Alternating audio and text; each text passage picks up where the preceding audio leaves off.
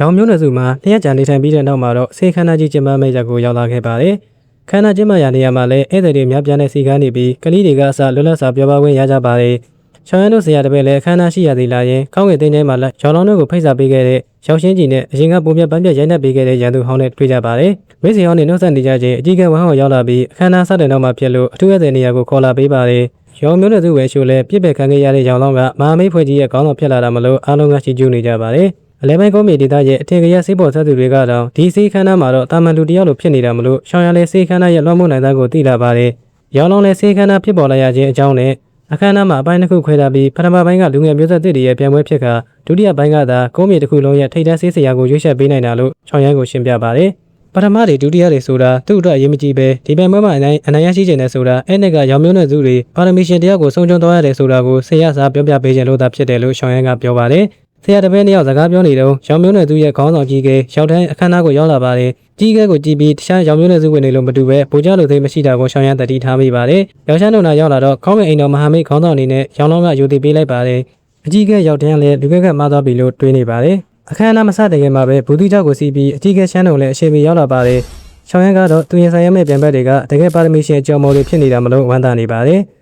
အကြီးကဲရောက်တဲ့စကားပြောနေကြရင်ရှောင်းရန်ကိုကြည့်ပြီးတော့တလောက်ငယ်ငယ်နဲ့ဝိညာဉ်စွာကောင်းကင်ပြေဝခြင်းစိတ်ကိုရောက်နေတာမလို့အထင်ကြီးသွားပါတယ်။ရှောင်းရန်လည်းအကြီးကဲရှမ်းတို့ကိုယူတည်ပေးလိုက်ပါတယ်။ဒီလိုနဲ့ဆေးခန်းသားကြီးစတင်လာပါတယ်။အခမ်းအနားရဲ့ပထမပိုင်းတိုင်းလူငယ်မျိုးဆက်တွေကိုအရင်ရှင်းပြစေပါတယ်။အငယ်တန်းဆေးမဲ့ပွဲမှာတော့ရောက်ထျန်းရောက်လင်ရောက်ရှင်းကြီးတို့ကပေါ်မြူလာဖြစ်ပါတယ်။အားလုံးကလည်းပထမရမယ့်သူကိုသူတို့၃ယောက်ထဲကဆိုတာကိုသိနေကြပါတယ်။ဒီလိုနဲ့အသီးသီးမိဖို့တွေထုတ်ပြီးဆေးလုံးကိုစတင်တက်သေးကြပါတယ်။ဆေးခန်းသားရဲ့ဝင်မောက်မှာတော့ဝင်းညင်ပိန်းမောင်ကလူတယောက်ရောက်လာပြီးဝင်မှုစူးစမ်းနေပါတယ်။အဆောင်တွေလည်းအစာပိုင်းမှာတားကြပေမဲ့ခန္ဓာဖိတ်စာပါနေတာမလို့ပေါ်ပေါ်ဆဆပဲဝင်ခွင့်ပေးလိုက်ပါတယ်။လူငယ်မျိုးဆက်စစ်ပြပွဲမှာတော့9ယောက်ချင်းစင်မိုးကျိုးတွေကြားရောက်လာခဲ့ပေမဲ့လည်းရောင်မျိုးနွယ်စုဆိုတဲ့အတိုင်းအစီရင်လေးတစ်ခုနဲ့မိုးကျိုးကိုကာကွယ်ထားနိုင်ခဲ့ပါတယ်။ပထမပိုင်းပြီးတော့9ယောက်ချင်းအစိတ်ချစ်စိလုံးနဲ့ရောက်ထျန်းကပထမရသွားပါတယ်။ဒုတိယပိုင်းကိုစတင်ဖို့လုပ်နေချိန်အစောကလူရောက်လာပြီးဒီလောက်စီကားတဲ့ပွဲမျိုးမှာခွင်မျိုးနွယ်စုကမပါလို့ပဲဖြစ်မလဲဆိုကဝင်လာပါတယ်။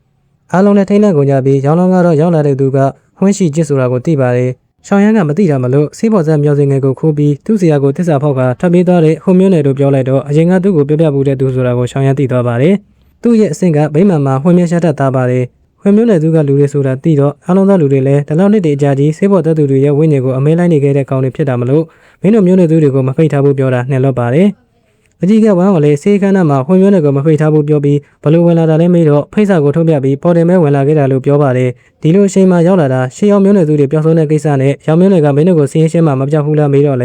ေရှေးအောင်မျိုးနယ်သူကိစ္စကိုသူစိတ်ဝင်စားပဲခုံးမီနံပါတ်1ဆေးပေါ်သက်သူဂုံမိုးကိုတော့စိတ်ဝင်စားလို့လာခဲ့တာဖြစ်ကြောင်းကိုပြန်ပြောပါတယ်။ရောင်မျိုးနယ်သူကအကြီးကဲတချို့လည်းဒေါသထွက်လာပြီးတိုက်ဖို့ပြင်လိုက်ချိန်ရောင်မျိုးနယ်သူကသူတွေကသူနဲ့ပြန်ရမှာရောက်နေလို့လားမေးလိုက်တော့အကြီးကဲရောက်ထန်းလေရောင်မျိုးနယ်သူရဲ့စီကန်းတွေကိုသာလိုက်နာမယ်ဆိုမင်းလည်းဧည့်သည်လို့ရတယ်လို့ပြန်ပြောလိုက်ပါတယ်။ဒီလိုမှမဟုတ်ရင်တော့ဝင်းမျိုးနယ်သူရဲ့ဆေးပေါ်သက်သူဖြစ်နေအောင်တော့ငါကိုယ်တိုင်ဝင်ပါပြီးမင်းကိုဒီနေရာမှာခေါ်ထားလိုက်မယ်လို့တတိပေးလိုက်ပါတယ်။ဝမ်းဟော်ကြီးကလည်းအန်ရရှိနေကြောင်းပြောပေမဲ့ဒီလိုဆေးခန်းသားကြီးမှာသာဒီတန်းနဲ့ထုံးနေမယ်ဆိုဝင်းမျိုးနယ်သူကဆေးပေါ်သက်သူကိုရောင်မျိုးနယ်သူကကြောက်နေတယ်လို့ထင်ပြီးတတိကြီးထားလာကြမှာဖြစ်တယ်လို့ရှင်းပြပါတယ်။ငါတို့ကိုယ်တိုင်သူ့ကိုစောင့်ကြည့်နေရမယ်လို့လည်းမှားကြားလိုက်ပါတယ်။ဒီလိုနဲ့အခမ်းအနားစတင်တော့မဲ့ဆဲဆဲမှာရောက်ချမ်းကိုတွေ့ပြီးရှောင်းရန်ကိုလည်းသူတို့မျိုးခွင်မျိုးနယ်သူလောကမှာဆိုမသိတဲ့သူမရှိတော့အောင်တိသူ့နာမည်ကပဲ့တင်ထက်နေကြောင်းကိုပြောပြလာပါတယ်။ရောင်လောင်းလည်းဆရာကိုလေသားပြီးဘိုးဘေးကိုဖျက်ဆီးခဲ့တဲ့ဝင်းချီချင်းနဲ့မရှင်းနိုင်ပါဘူးပြောတော့ဝင်းချီချင်းလည်းအဲ့ဒီလူကြီးကိုဆရာလို့ဘယ်တော့မှသဘောမထားခဲ့ပဲငါကူညီပေးခဲ့လို့သာရှောင်းရန်လို့တပည့်မျိုးနဲ့ဆုံခဲ့တာလို့ပြန်ပြောလာပါတယ်။ထွက်ပြေးသွားလဲဘာဖြစ်လဲပြန်ဖိုင်းလိုက်ရုံပဲလို့ပြောတော့ရှောင်းရန်လည်းသူ့ဆရာကိုစော်ကားနေတာမလို့ငကားရုပ်သေးနဲ့စတဲ့တိုက်ခိုက်လိုက်ပါတယ်။တန်ကူတာတိုက်ခိုက်တော့မဲ့အချိန်မှာအကြီးကဲရောက်ထန်းကထားလိုက်ပြီး